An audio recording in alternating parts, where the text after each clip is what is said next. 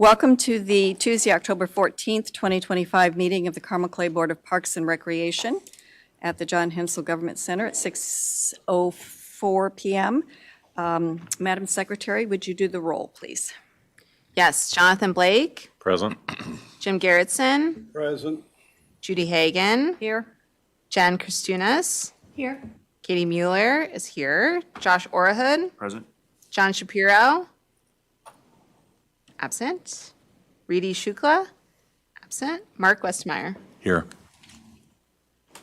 Okay, we have a quorum. We have a quorum. Thank you. I will call the meeting to order at 6:05. Please stand for the Pledge of Allegiance.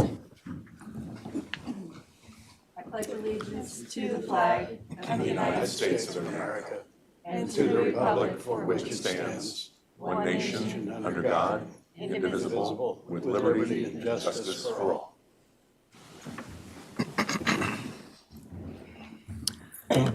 First item is public comments. I do not see anyone wishing to address us tonight. And then we have staff reports. Thank you, Madam President. As always, staff reports are included in your packets. I'm happy to answer any questions that you have. I don't believe this is in your packets, but I did want to mention that this Thursday, October 16th at 1:30 p.m. at Cary Grove Park, we will be formally dedicating the Native Tree Walk after Jerry Kislansky. So if you're available and would love to come out to that, we'll be out there, and I'm sure we'll have a decent crowd. So we would love to have you. 1:30 Thursday. 1:30 on Thursday, Okay, Cary Grove Park. 16th. What part? Cary Grove. I just had a couple of questions. So we have spent the Ingledow money, it looks like, sort of about, I was just looking at the gift fund report, Eric, so I think that's pretty much cleared out and, Yeah, there's, I think, a few dollars left in there, Yeah. here and there, but not much. and what was that used for? Can somebody remind me what? The major expenses associated with it were the educational signage that we have in the park, as well as some of the landscaping around that area. So Okay, I thought it was going to be some additional landscaping. Thank you, Michael. And what is CUFA? What is CUFA? For an invasives management grant? I just Googled it and I couldn't come up with it. I don't know. I actually saw that, and I was going to ask Mike on today. I'm not sure what that is. Are you familiar with that? Is that something Carrie's applying for? Central Indiana,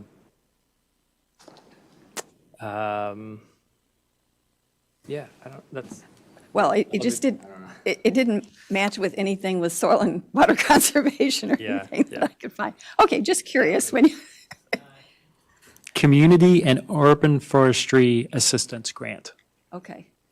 And so who? and it's administered through DNR. Okay, DNR, okay. Thank you.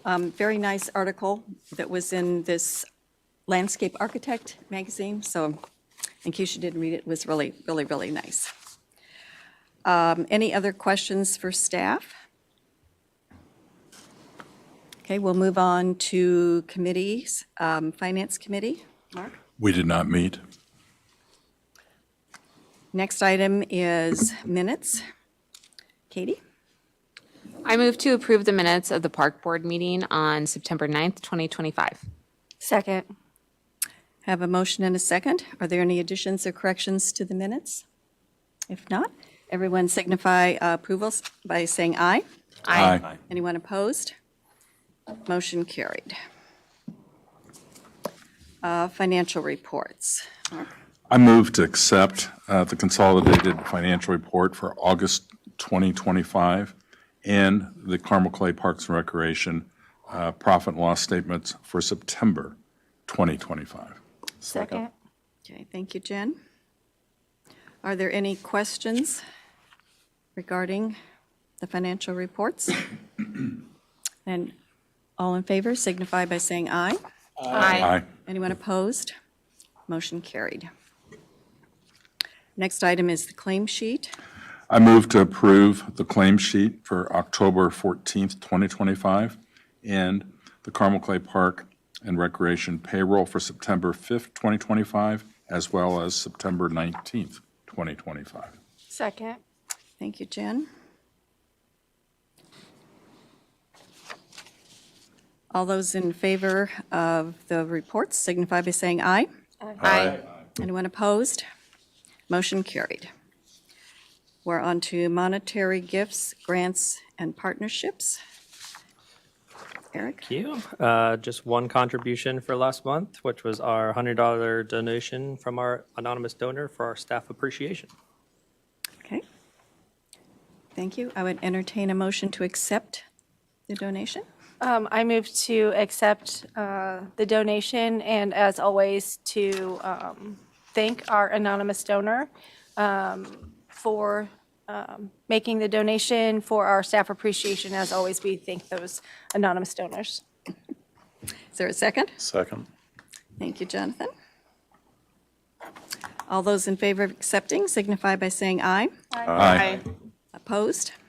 Question, Oh, go ahead, Jim. do we send a thank you note to the donors? We do as a part of what Carrie does. So especially some of them want a specific letter for tax purposes. Yeah. Obviously, our anonymous donor, we can't send anything necessarily to formally, but You know who gives it. You could send a thank you to them. yes, they are thanked. I just noticed young people today, 4 different weddings I've sent money to and not gotten a thank you note.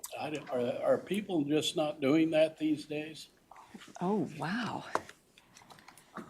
Oh, I want to be sure we're sending thank you notes. Yes, as a part of, especially a lot of our donations and sponsorships and things like that, we do send official letters to them. Thank you. Yes. Next item is new business, and the first item is the replacement tile for the locker room. I did go down and look today, guys. Yeah, it's really bad. Yeah, not in great shape. How long has it been that bad? I haven't been down on the pool deck for a while. The last year? In the last year, it's gotten pretty bad. Okay, I'm really glad we're, Yeah. As Madam President just noted, tonight I'm requesting that the Park Board consider quotes for replacing the flooring in the MCC Aquatics locker rooms, the family locker room, and the adjacent hallways.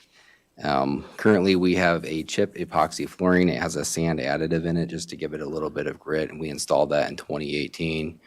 Prior to that, it was concrete. We did get some complaints when it was concrete that it would get slippery. That's why we added the sand to the chip epoxy flooring. Right from the get-go, that chip epoxy system has been really hard to maintain and keep clean because it's got the sand added to it. That texture makes it hard to mop. So really, the only way to clean it is to either use a scrubber or to power wash it. Power washing is not ideal when you have a lot of people using the facilities. So what we're recommending, or working with staff, what we're recommending is using a tile product, actually similar to what we have in the indoor aquatics area. We've had a lot of, that product is original to the facility. It's held up very well. It's durable. It provides a really nice aesthetic, and we haven't had a lot of issues with it being too slippery or slip and falls or whatever, other than individuals that want to run on the pool deck or do things that are against the rules. So we do think that it's going to provide a better appearance. It's going to withstand the test of time, and we're pretty comfortable with going in that direction. Because we are switching the flooring from a epoxy flooring system to a tile product, it did qualify as a public works project because it's a renovation or alteration in a public facility. So we did have to solicit quotes, and we did have to open those quotes in a public meeting. We sent quotes to 4 contractors. We received 3 quotes back. Santa Rosa Mosaic provided the low quote, $147,500. And we do recommend moving forward with the low quote. With that, I'm happy to answer any questions that you have. are there questions for Curtis? Go ahead, Mark. Curtis, included in that is the staff locker room as well being done? It is not. We also did the chip epoxy flooring system in there, and because it's not as heavily used, it's actually held up very, very well. So we don't feel inclined to do it at this time. That's good. I believe it was Santa Rosa that did the original pool deck as well. Oh, I didn't know that. I did not know that. That's right, too. Yeah. That's my memory.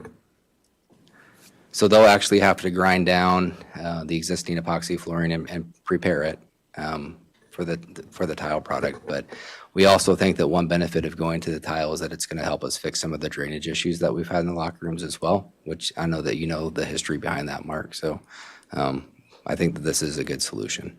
Good, thank you. You're welcome. How long do they anticipate the work taking? I don't know that yet, but our plan is, this was actually a 2026 budget item.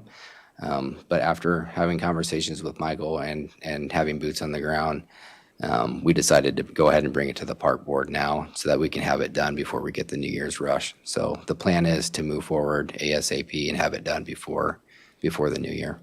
Okay. And does that include the men and women's locker rooms? It does. And the family? Yeah, Okay. men's and women's aquatic locker rooms, the family locker room, and all of the adjacent hallways leading into the pool area and out to the water park. Go ahead. Go ahead. Curtis, is this a case sort of like we had in other areas of the building where everything's fine and then like in a couple of months it just is not fine anymore? That is a perfect example of what happened here. Yeah. It went from, right out of the gate, we had some maintenance issues, right? Keeping it clean, but the delamination that we experienced was pretty immediate and it got really bad really quick. So it needs to be taken care of. That's the way we've had flooring in that building since it was built. Yeah. It's always good right up until it just is, it goes from okay to just sort of emergency in a couple of weeks or so. And that concrete flooring that the epoxy replaced also was one of those that looked fine when it opened, and then, but also didn't ever look to the quality. And if I recall, that might have been one of our value engineering things. Yes, Which always was, they didn't save us any money in the long run. correct. Saved you money at the moment, however, but not necessarily for the long run. Okay, if there are no further questions about this agenda item, I would entertain a motion. They're on the page 2. Madam President, I move that the park board accept the quote from Santa Rosa Mosaic and enter into an agreement in the amount of $147,500 for tile work at the Monon Community Center. And I further move to authorize the director or assistant director to execute change orders up to their purchasing authority for additional services required and not included in the base proposal price. Second. Thank you, Jen. Are there any further questions? All those in favor of the two motions signify by saying aye. Aye. Aye. Anyone Madam President, opposed? would you entertain a motion to amend the agenda to add item B? Motion carried. Okay. sorry. That's right. Go ahead, Counsel. Yeah, to amend, we're adding an agenda item authorizing the president to execute an indemnification agreement for the ceremony at Burr Oak Bridge. Okay. Madam President, I Jim? move the adoption of the proposal. Well, let's amend the agenda for, I think that's First. what he was referring to. Is that's Amend the what? agenda Oh, you have first. to- I should have done that at the beginning, That's shouldn't I, fine. Brian? Okay. All right, first let us amend our agenda for approval of the indemnification agreement for Burr Oak Bridge. I second. Okay. Let's see, I'll let you make the motion, Jen. Yes. Or Jim, you make the motion? Okay, Jen. All those in favor of amending the agenda signify by saying aye. Aye. Anyone opposed? Motion carried. And if I could explain what this is. So we have not yet received the substantial completion certificate. The township has not yet received the substantial completion certificate for Burr Oak Bridge. And you're not likely to receive it prior to the celebration that you all are putting on there. And the constructor, who technically owns the bridge until substantial completion, and insures the bridge until substantial completion. A little nervous about having a bunch of people there for a party. There was some discussion at another one of these, maybe one in Fishers, they had booze. So I think they were extra concerned about that. I know you're not having serving alcohol, but it's a simple one-page agreement that, by which the board will indemnify just for this opening ceremony, any injuries or damage that occurs. And staff is working on being sure that's on your insurance policy prior to that date. Any questions for Brian? Okay, I would entertain a motion for approval of the indemnification agreement for Burr Oak Bridge. So And that moved. authorizes the president to sign. Yes. Correct? Okay. Jim, thank you. Is there a second? Second. Jen, thank you. Any further discussion? All those in favor signify by saying aye. Aye. Anyone opposed? Motion carried. Okay, attorney's report. Couple of items. The RFPQ for Bear Creek Park was substantially completed today. There was a national shutdown of the major document system that almost every law firm in the country uses today. So it's completed, but I could not circulate it anywhere. So that will be circulated to your evaluation committee, 5-person, 6-person evaluation committee and 2 advisors. And that they are to get their comments, final comments back to me by October 22nd. We'll submit notice, 3 notices actually, the 2 papers here, but we also submit an abbreviated notice to the Dodge report, which everyone in the country looks at in the construction business. So the RFPs will be circulated by Dawn Kepper, your purchasing administrator, and we'll work with her to keep good records. And this should probably, it will be published October 27th, November 21st. Responses are due, and then the committee will make a recommendation to the board, and you'll have a public hearing at your January meeting. Public hearing is required for a BOT project. I'll tell you what I've told staff, and they know it. We have to do it this way. This project is an ill fit for a build, operate, transfer project, but we're making it work. And I'm not a fan of that process, so we're putting in extra protections on some of the problems I've seen over the years using that for this type of project. But we'll get there. And remind me, I know Jonathan is on the committee and Michael, Michael. Mark? Rich, Taylor, Matt Snyder, Matt. Are you the on? engineer, city engineer, And Mark's on it. and Mark Mark's on Westmore. it. Okay. Yeah, so it's three from the city, 3 from the board, and then appointed advisors are Dave Ford from CTI Construction and myself. Okay. And Brian, when did you say the review was done, or due? October 20th? 22nd. 22nd. And the final document has not been sent to the committee yet? No, I couldn't do it today. Okay, It all right. couldn't I be just wanna make saved. sure I It heard could that only be right. saved on desktop. It couldn't be saved in our system, so. Okay. Clients are hearing this all over the country, I suspect, tonight at public meetings all over the place. Is that a federal thing? No, it's NetDocs. It's a document organization system that virtually every large law firm uses in the country. And whole dang thing went down today. We phrased it a little bit differently in the office today. I can imagine. It's all there, it's just you couldn't process anything. Couldn't do it. Okay. Thank you, Brian. Yeah. Anything else to report on for the good? The maintenance, management and use agreement for the bridge by which the board will essentially possess the bridge and use the bridge and manage maintenance on the bridge with the exception of major capital repairs is being considered has been reviewed by the township and your staff.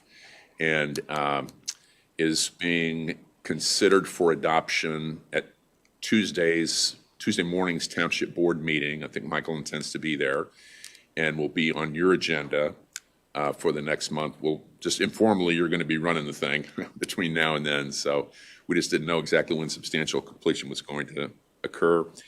And then Michael has I'll let him talk about it. He's distributed an explanation of the Fourth Amendment to the interlocal that we have drafted, and that is also going to be considered and probably adopted on Tuesday by the Township Board. And then will be submitted to the council. Happy to answer any questions. Any questions? Zach Nice is on his honeymoon. That's the last update. Oh. Any other questions for Brian? And other questions we can direct to Michael when the director's report comes up. Okay, thank you, council. Michael, you're next. So I'll piggyback off a couple items that have that Brian talked about, as well as sort of discussed with the indemnification. Our ribbon cutting ceremony for Burr Oak Bridge, the new pedestrian bridge over White River, is October 20th at 3 p.m. You'll be able to park either at the new parking lot right off of Hazeldale Parkway at 106th and Hazeldale Parkway, or you can park at the original parking lot and walk over to the bridge. But certainly encourage everyone to come. We'll be having some remarks by representatives from each of the 5 funding partners, which included Clay Township, Hamilton County, Delaware Township, City of Fishers, and of course, the Park Board. So we're very excited about that. And that was in reverse order, really. It was financially, Yeah. Township, then Park Board put $3 million in, Township 5.5. The county did 1 million, I think, is that right? 1.6, I think it was. 1.6. Delaware Township did 1.8. Yeah. And then Fishers threw in some pocket change. Yeah. $400,000. It all helps. It all helped. Our representatives get to start and end the presentation, so that, when you set the agenda, you get to control who talks, so. Michael, can I add one more thing about the Oh, absolutely. maintenance agreement? Yes. The township will continue to own the bridge itself and be responsible for major repairs, some major capital stuff. Everything else will operate as you do with other park projects that are, some of which are owned by the city. So you'll cover the maintenance and utilities, insurance, that type of thing. So there, just like there is with Midtown, there'll be, Correct. okay, got it. Okay. So jumping on to the item that I'm most excited about is the proposed Fourth Amendment to the interlocal.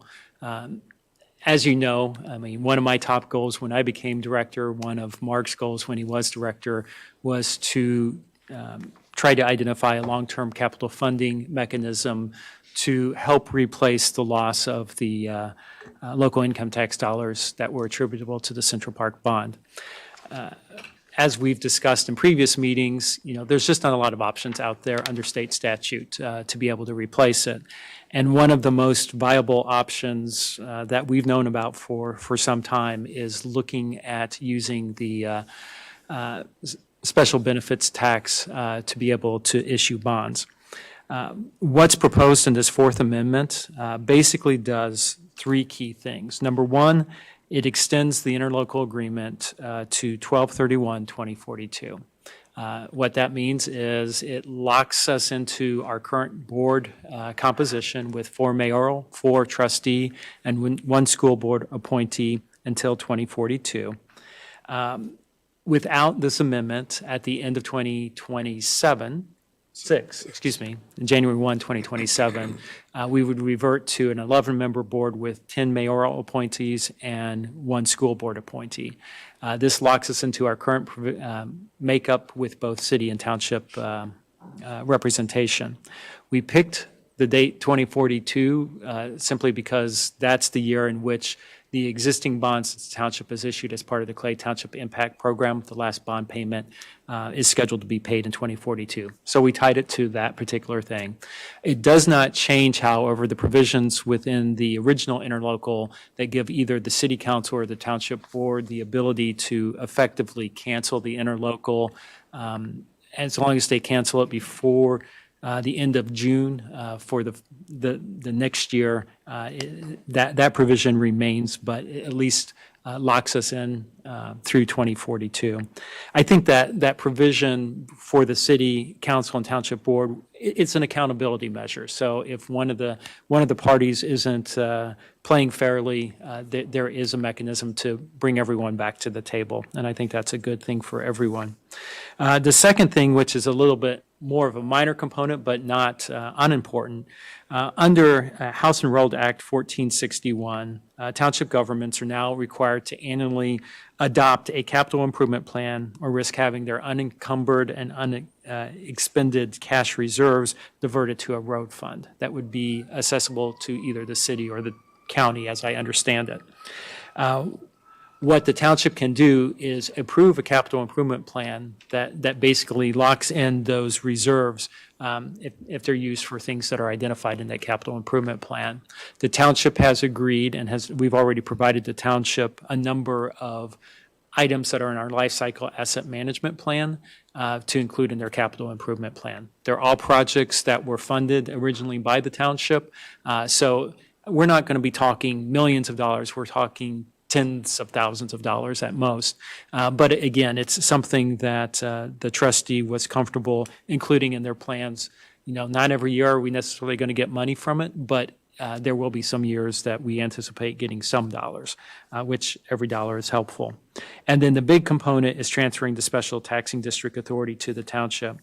Under state statute, basically, if either the township board or city council were to issue bonds funded with a special benefits tax on property within their jurisdiction for the repayment of a bond, those dollars fall outside the maximum levy that either the city or the township can issue. Additionally, that jurisdiction, which is called a park district under state statute, basically has its own constitutional debt limit, which in real dollars is the same as the city's general obligation bond authority. So we're talking well in excess of $70 million, probably approaching $100 million. We're not asking to be able to use that full amount, but that's the actual amount that's available. Based on how we're configured under the interlocal cooperation agreement and based on conversations we've had with the Department of Local Government Finance, they've ruled that only the city or the township can use that special benefits tax because basically the jurisdictions are coterminous, one and the same, with the exception of one apartment complex that goes up into Washington Township for the city. So the way the interlocal is written, that taxing authority currently rests with the city of Carmel. The city of Carmel has never used this authority. The Clay Township also has never used this authority in previous years. So what we are requesting under this amendment is transferring that authority to the township, so this provides them a new mechanism to be able to provide capital funding for us. It doesn't commit them to it. I mean, it's still ultimately the township board's discretion to use that authority, but without this transfer, they don't even have the ability to do so. And one of the advantages that this proposal has is, I mean, the city council could do it, but then it becomes a city tax. And I think the city would prefer, if there's going to be a special benefits tax, that they're not the entity that is issuing the tax. But without this, the township is very limited, other than the capital improvement plan that I mentioned previously, to be able to provide new funding under existing state statute. This was proposed actually in June of 2024. Obviously, we had to work through a variety of things, get everyone comfortable with this, and we have the township support for that, and as Brian indicated, is going to be considered at their township board meeting next Tuesday. I've talked with all but one of the counselors, city councilors, and have had email communication with the ninth city councilor. So I know we have support from the council. I had a conversation with Mayor Finkum yesterday, and she expressed no opposition to what I'm proposing. So this is anticipated to be introduced to the city council at the November 17th meeting. We're still finalizing exactly what date it'll go on, but that's the one I'm shooting for because the earlier meeting in November, I will be in Italy, so I would prefer to be present when it's introduced. So that's what's being proposed. The park board doesn't have to take any action on this. This is an agreement between the city and the township, but it is, in my opinion, very positive news for Carmel Clay Parks and Recreation, for the park board, and giving us the ability to continue doing what we do effectively well. So excited to report that. I'm very appreciative to Brian for helping craft the language for the Fourth Amendment and helping facilitate conversations, especially with the township. And anyway, like I said, super excited about it. It's not official until everyone approves it, but I feel very optimistic that it will be approved. Now, that being said, we will still continue to look at other funding mechanisms or advocate for new funding mechanisms at the state legislature. As we've always known, and as I've stated before, that's certainly far from a guarantee. This is something that we know under existing state statute is available to us. So we're using the tools that are available, and we'll continue to advocate for additional tools down the road. But good news for the park system. I did provide for you my written report, so you're welcome to review that at your leisure, and if you have any questions, happy to address that. There's one other item that isn't included in the written report, but I did want to at least introduce the concept to the park board to ensure that as the department goes down this path, we don't have any strong objections from park board members. But over the years, we have recognized many of, well, not many, less than a handful of key people that have made the park system what it is today. President Hagan was recognized with a trail. Board member, former director Westermeyer was recognized with Westermeyer Commons in Central Park. Former and late board member Jim Ingledow was recognized with Ingledow Commons in West Park. And one of the key pillars of the park system, one of our park mothers, in my opinion, is Sue Dillon, who was our second longest ever serving park board member, our second longest ever serving president, and, you know, is definitely one of those individuals whose fingerprints are all over the park system. And we wouldn't be what we are today without Sue. And I've been given a lot of thought. You know, our customary naming protocols say that you have to be deceased before you're recognized with something named. But I think there are certainly exceptions that can and should be made. And I think Sue is certainly one of those, and I'd love to see her recognized when she can actually appreciate it. So what we are thinking about,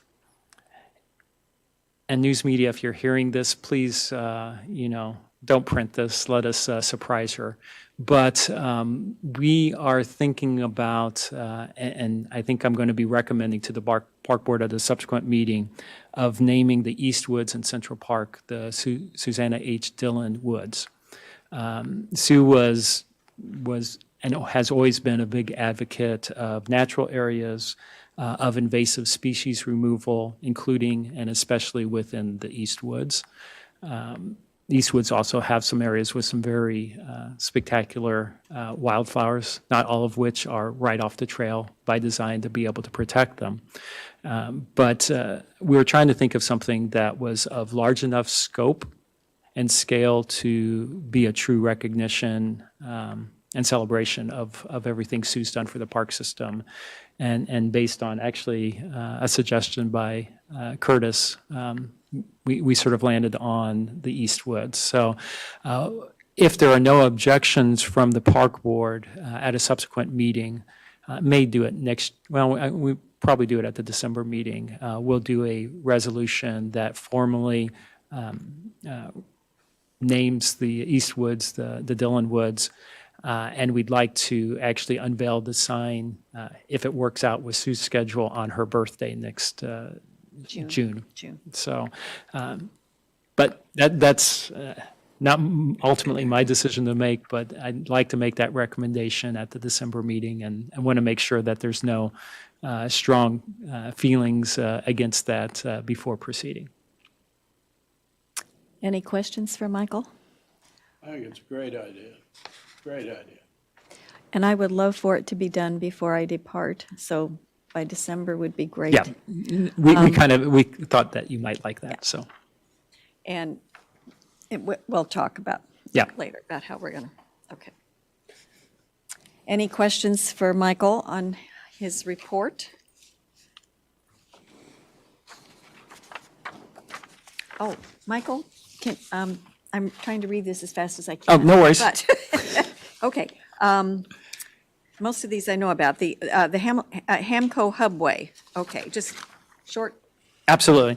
So Hamilton County Tourism is interested and is actively promoting the major trails within Hamilton County as a tourism attraction.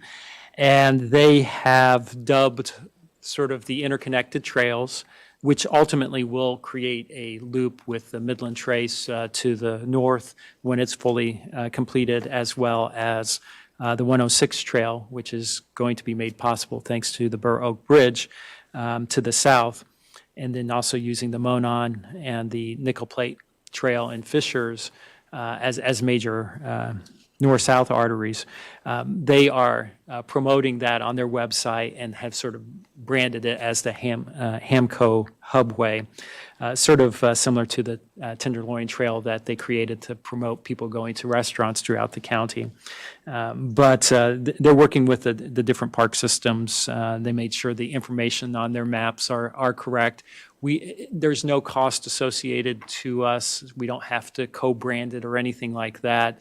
But they're kind of hopeful that Hamco Hubway becomes a part of the lexicon within Hamilton County as what the collective network from the respective cities and Hamilton County represent. So I've been involved in meetings with them, have felt comfortable with them highlighting different points of interest along the Monon within our jurisdiction.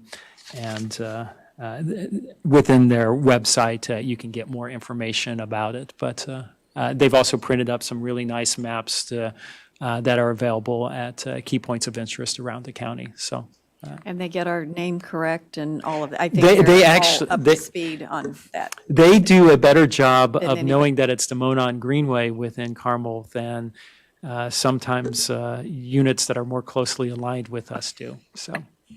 And does that mean that we may be able to access some of their funds if you saw they just given $1 million plus to? So one of the things that they are interested in doing is advocating for some, not an exact art component, but sort of an art theme that each community would have along a component of the Hamco Hubway. So they are working on a proposal, getting feedback from the respective parks departments with regard to that, as to how they would do that. And their vision is that that would be fully funded through their grant program, so. And then will they help with any signage on what they identify? I mean, is that a source of? Potentially. So, but yeah, I think with their interest in this, it certainly doesn't hurt when their own staff is advocating for funding to help make this possible, so. Go ahead, Mark. Michael, as you were talking about the trails, it triggered a memory that's an old memory from many years ago, where there was a trail that came through and it used part of the Monon. It went through Hamilton County. And in my mind, it was like the American Trail or something along that line. And there was going to be signage put up, but I've never seen any signage over the last 20 years. Is that still an existing trail? So Discovery, it was the Discovery Discovery Trail. Trail, Yeah. So I know that we are now part of the Monon as well as the 106 are actually part of the U.S. Trail Network. So numbered trails have worked some with David Littlejohn with the city of Carmel to get signage so that we are identifying them as part of that U.S. Trail Network. The Monon is a national recreation trail. I'm wanting to get signage that celebrates that accomplishment. The Discovery Trail, I need to look a little bit more into. I know it hasn't been signed as such, but Haven't heard anything more about it. It was one of the early ones. It was a long time ago. And it might have been, it was more of somebody putting together something that if you were intrepid enough to come through the towns, they weren't necessarily marked, but this is how you could do it if you, right. So I will. That's how I got like- involved with it originally, is I got a call, I think it was from Hamilton County, it might have been tourism, that someone had inquired about how it routed. It was the first I knew about it. I'll look into that a little bit more. So, I mean, like I said, I knew about the U.S. trails. I know about the National Recreation Trail. I know we were also designated in 2000. I forget, it was when President Clinton was in office, and we have a certificate signed by First Lady Clinton at the time. The American Discovery Trail. yeah. Both. But I haven't seen anything about it lately in any news stuff, so, okay. Yep. Okay, and the Greater Indy Trailway, okay, short version here? Yeah, short version of that is Visit Indy also is interested in promoting the more significant trails throughout the Marion County and Donut counties as a package. So they have branded that as the Greater Indy Trailway. They have done a whole bunch of focus groups, including a heavy presence of residents within Hamilton County to come up with the Greater Indy Trailway name. And so this is one where, again, similar to Hamilton County Tourism, they will have a website that promotes the different trails, experiences that are along it. Again, they are working with the parks departments and communities to make sure the information is correct.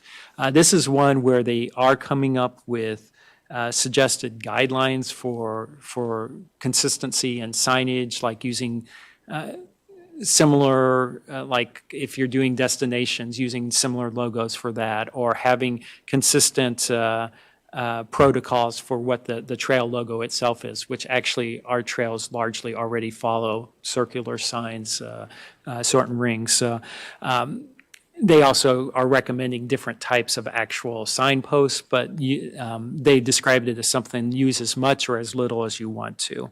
No obligations with regard to that, but just trying to create some consistency within it.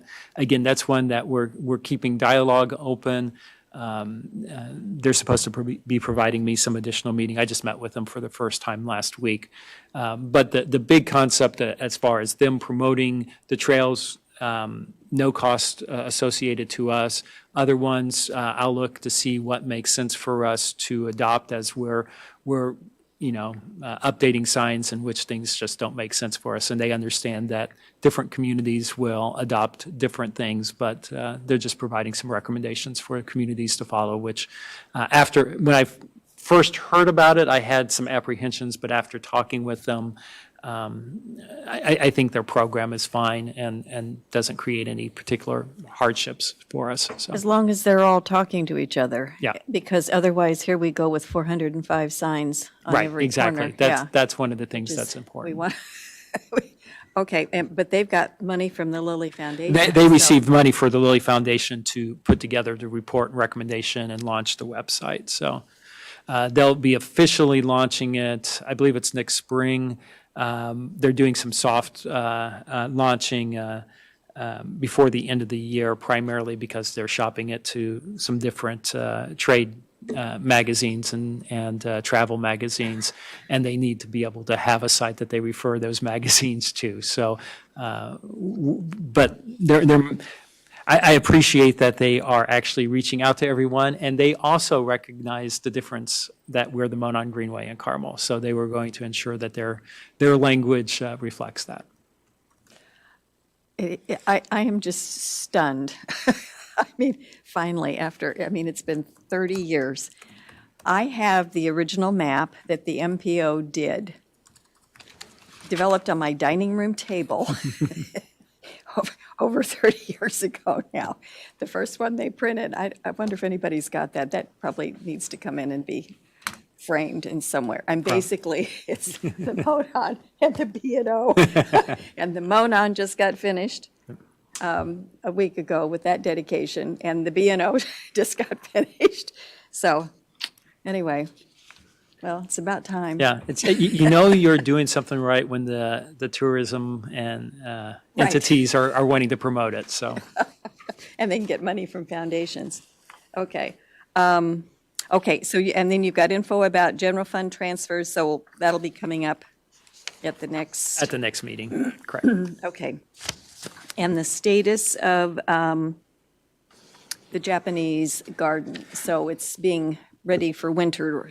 Yeah, so we anticipate it being completed or being able to be open before the end of the year. There'll be some additional plantings that go in next spring, water plants, but we've been asked at the request or recommendation by the mayor to donate $50,000 to help get this phase one so that we can get the park open. We have dollars within our general fund and the personnel lines that, based on some positions that have been vacant, aren't going to be expended. So I feel comfortable requesting a major line transfer that would have to be approved by City Council as well as the Park Board to be able to help make that contribution to the township. I'll be working with Brian to do the donation agreement similar to what we actually did for our contribution to the bridge so that they can use those proceeds to get it across the finish line. But And basically, that is the section that you can see activity on now. And Correct. then the rest of the retention pond is some later phase. that's a later phase, correct. Okay, all right, because people are asking questions, and I just want to have the accurate story if anybody asks. Okay, any other questions for Mike? Go ahead, Just Jonathan. on that, on the Japanese garden, so the pond or the retention area that's adjacent to Carmel Drive, is that going to be cleaned up? Is it going to be It will- left as it is today? Before the end of the year, I wouldn't anticipate any improvements. Next year, I think there will be improvements with regard to that. There's some discussions about the amount that will be needed, so I think the township and city are trying to evaluate how that's going to happen. But it will be cleaned up. It's not going to be the landscaping that you see with the original part of the Japanese garden, but there will be some improvements that are made in that area as well. Okay. Okay, any other questions for the director? Then we'll move along to information items. Plan Commission, Jonathan, anything? Yeah, just two quick updates. So last month I had reported that we were reviewing the Home Place Small Area Plan as well as the US 31 Small Area Plan. Both of those initial reviews have been completed. We've asked the consultant to go back and staff to go back, make the revisions and edits that we've requested, and then get us a draft back. So we expect having that probably within the next 30 to 45 days and then review that again, just to make sure that all of our changes and recommendations were included. Other than that, there's a plat for the Jackson's Grant, Section 3. There's been conversation about trail connection and how that all functions. Ultimately, there's a grade difference between what they're developing and the adjacent trail, and so they're trying to figure out how to make that connection work. Ultimately, the Plan Commission told the developer that they 2 months ago, we had asked them for elevation views of what that would look like so we could see how that connection was going to be made. Because it's about a 4-foot difference. Developer came back last month, did not have that information, and so we sent them back and said, no, you need to provide detailed information on how this connection is going to be made, what kind of materials the connection is going to be made from, and so that we expect that in November. And that's going down to Williams. I'm sorry, toward we Williams expect Creek. that on the 23rd. Going No, down. it's what connects to 116th Street. Oh, Sorry. 116, oh, they're below, oh. Yeah, there's about a 4-foot grade bust there. So Okay. essentially, we told the developer we understood that, time was of the essence, but knowing how critical that component is and making sure that there's connectivity without having to walk somebody clear around the development, we felt that was important. Yeah, good. Okay, any questions for Jonathan? School board, no school board rep tonight. Climate Action Advisory Committee, Eric? I don't believe we had a meeting since our last park board meeting, but we do have an invasive species removal event project coming up November 13th. So this is through kind of a subgroup of the Climate Action Committee, the Sustainability Committee. Over the past year and a half or so, we've been trying to do volunteer events through the city with city employees. They have the opportunity to use, they have a certain number of allotted hours that they're allowed to do volunteer work and still get paid, but kind of can take a break from their job and go and do some volunteering. So we've been trying to put together some actual volunteer events for them to open up to the entire city. So last year we did an invasive species removal project in coordination with the Parks Department over at Central Park, kind of that corner of 111th and College, that kind of wooded area right there. We did a big project through there, and it's been great because the street department comes and they bring a bunch of trucks and chippers and all kinds of stuff that we don't normally allow our volunteers to use. And then we did a cleanup project this last spring over off of Lowe's Way. That's not really a well-maintained area, but especially with the construction of the new BJ's that was there, there's a lot of trash that was down along in the brush down in there. So we did a big cleanup project down there. And then, like I said, in November, we're planning on another invasive species removal project at Founders Park. So we'll get city employees involved in helping us out with some of those projects. So making an impact there. So that's what we got planned. Okay, thank you. Any questions for Eric? Moving on to the Parks Foundation, I do not have any report, but are you going to be requesting any funding for an invasives project for next year? Now would be the time for us to take that up. We would love your money. Do you have a, Yeah, we will work with Parks and Natural Resources to put together a proposal for the We always have more foundation's invasives consideration. that need to come out. right, So yeah, because that question is going to come up before the end of the Yeah. year, so, and we're probably going to be moving officers around and reorganizing a bit, so, okay. I'd just like to get it taken care of while I'm there, okay.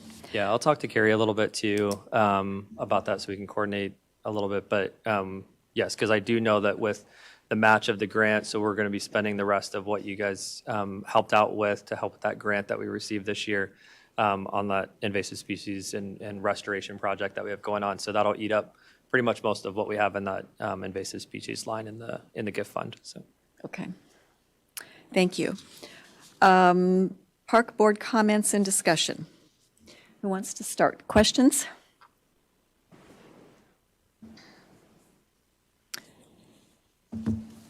Thank you, Eric, for showing me where to find the park meeting videos. They've got that straight in case anyone goes back, because if I miss a meeting, I do go back to watch. And I couldn't find it without Eric's help. So the links are reestablished, I think, so you can find those recordings now. Just for the whole good of the group, October 3rd was the dedication of the final paved mile of the Monon Greenway in Hamilton County, all the way from 96th Street to the county line through Sheridan. It was quite a celebration. They invited Mayor Jim Brainerd to say a few words, but a bunch of the old people showed up too. So we all got our picture taken. Some of those have been out on the web, but just to cheer them on because they've got this huge potential in their little town now, and they're all excited and they're all young, and it was just a really fun day. The B&O is complete now, right? With the opening of, is it open all the way from Speedway? I thought it sounded like it was, but I wasn't entirely sure whether that meant pavement the whole way. I'm not 100% sure myself. Yeah, okay. And then, update on the e-bikes and the other stuff going on the trail. So our park resource officers have been spending a fair amount of time out on the Monon Greenway as well as within other parks and have been doing a lot of education of when they're seeing inappropriate, unauthorized vehicles on the trails, they are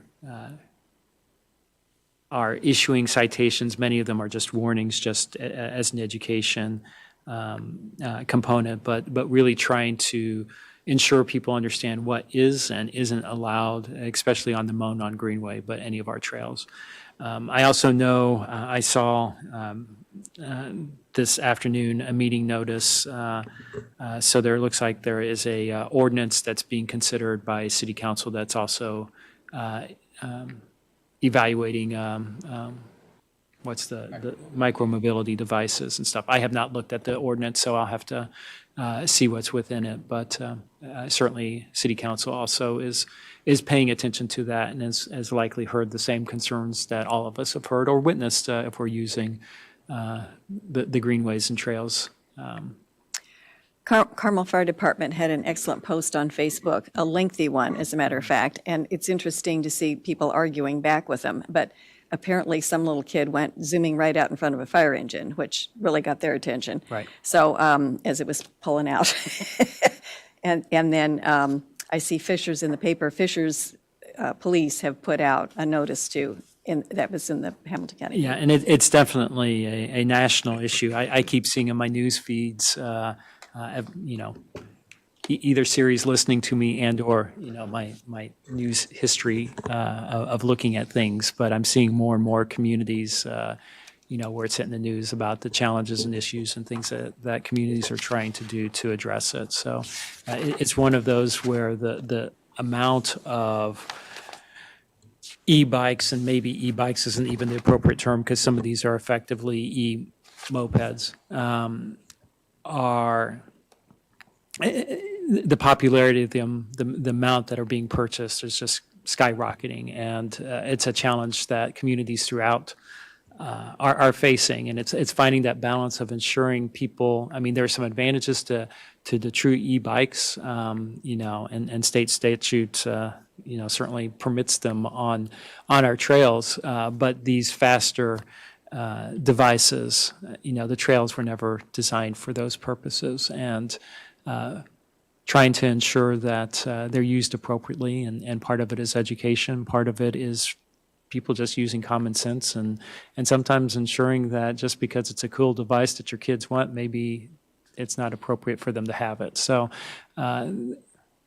not an easy solution, but there's certainly a concerted effort to try to educate people to know what at least is permissible on our trails. Then I saw Curtisville Westfield was going to start on the golf carts. Now you have to get a permit, and it has to be displayed on both sides of the golf cart and licensed and all of that stuff. So that's a start, maybe. Okay. Jim? With regard to me, one of the most potentially dangerous places along the Monon is at Bean Street. There is always pedestrian traffic from 8 in the morning, especially in the evening, and you put up a stop sign, which everyone ignores, on the Monon. But I was in Noblesville last week, I think on 8th Street, going to Pleasant, which is brand new. And they had a stop sign that had red lights all the way around it. Have you seen that? We have that at a number of our at-grade intersections. We don't have too many at-grade intersections anymore, thankfully, but we do have them at other ones. The stop signs that were specified on the Monon were dictated by the city, not by us. Well, but the Monon is us, isn't it? It is, but that section of the Monon, especially under the previous administration, we managed, but at the same point, everything had to be approved by the mayor. Well, have you ever considered one of these? We can evaluate, I mean, You might ask the Yep. Noblesville Police Department Yep. if they've had any luck with them, no, we can investigate that. because they really stand out. I don't think people see that stop sign. They just look both ways and cross, and it looks very dangerous to me.